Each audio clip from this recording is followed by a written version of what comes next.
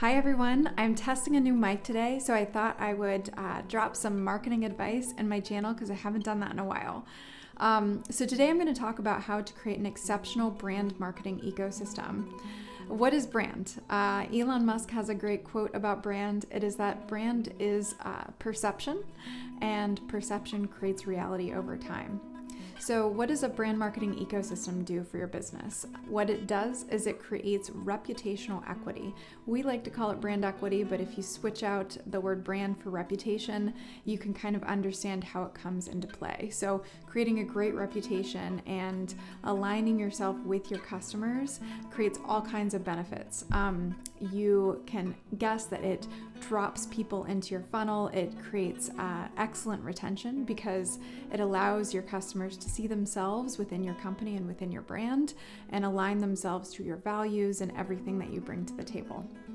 So, creating a brand marketing ecosystem. So what is a brand marketing ecosystem? A brand marketing ecosystem is an ecosystem of content and projects and efforts, anything that you put out into the world that drives interest in your company and your brand.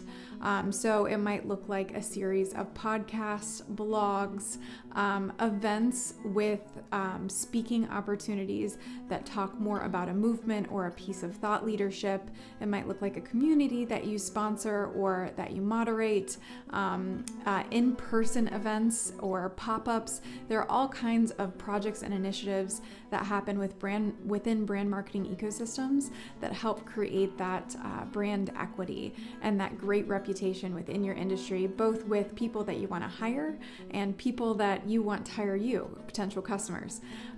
So here are my 5 tips for making it great. So my first tip is invest in the creative. So I hear all the time like, oh, can't we get a student to do that? Can't we get someone off of Fiverr or Upwork to do that for as cheap as possible?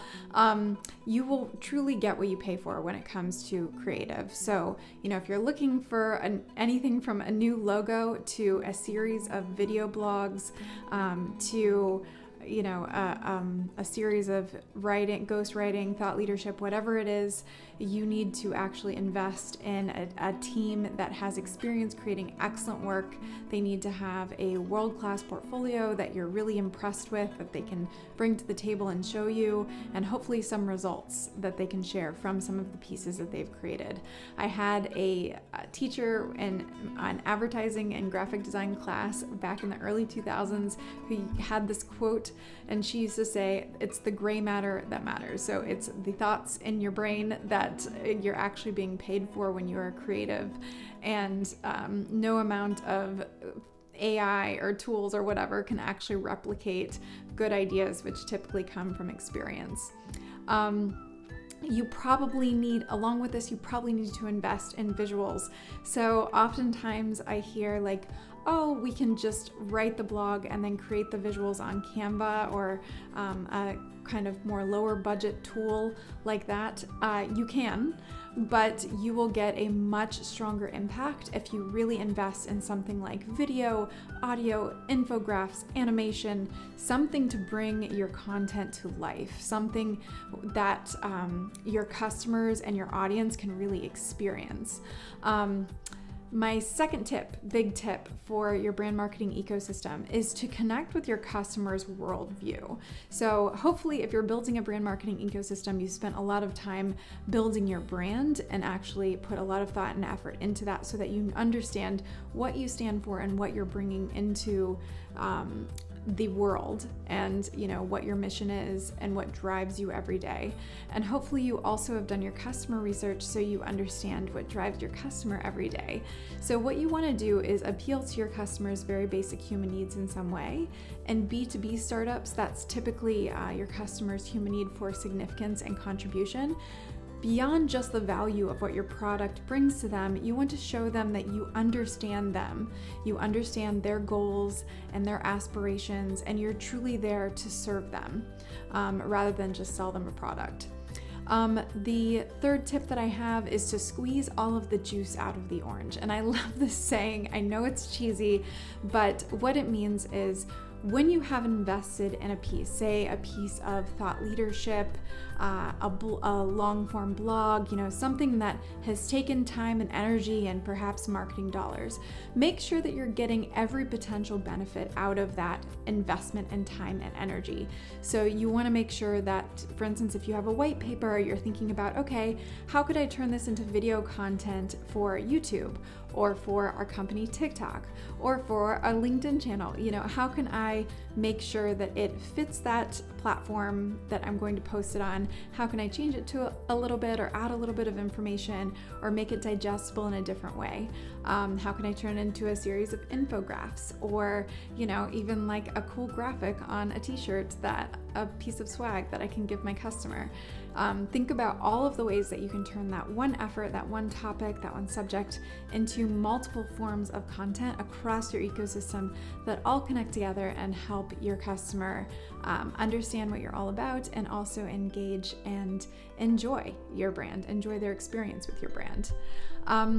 The next one is to templatize what you can. So what that means is, if you invest time in developing a certain series of content, so perhaps it's a series of reports, or perhaps it's a series of podcasts, you should understand what your process is and streamline your production process.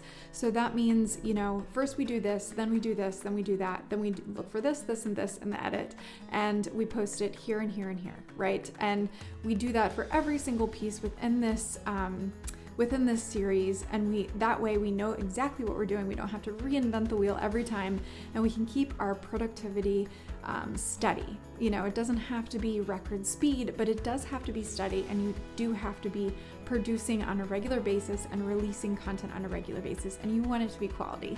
So templatizing as much as you can will help with this. And then the last thing, and this especially applies to organizations that are building a big internal marketing team, is give your team a chance to be inspired and inspiring. So a happy team is a productive team, is a team that does better work. So every once in a while, you're going to need to take your team off of the tools, take them to a conference, or, get into an audiobook together about what they do and their practice and their craft, something that's interesting, and allow them to be inspired and absorb the world around them, because the product, the work that you get will be so much richer, and everyone will be happier on your team. I hope this is helpful. I hope you all create beautiful brand marketing systems. I'm always here to ask questions, answer any questions that you have, and reach out if you need it. Thanks. Bye.